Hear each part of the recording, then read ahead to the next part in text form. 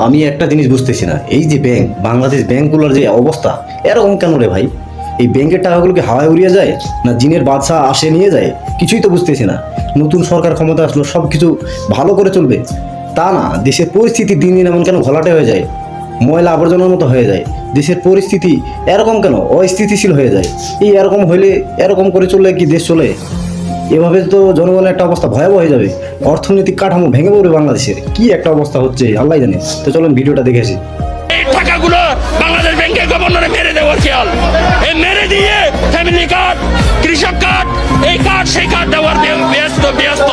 আমরা এতগুলো আমানতকারী আসছি আমাদের টাকার জন্য, ম্যানেজারকে কই ওরা পালিয়ে গেছে, ওরা আমাদেরকে কোনো ধরনের সলিউশন দিতে পারে না। আমরা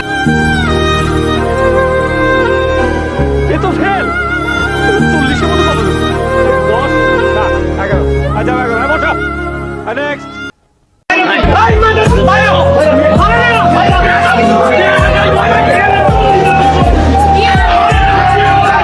দেখছি ভিতরে একটু সমস্যা তৈরি হয়েছে, যে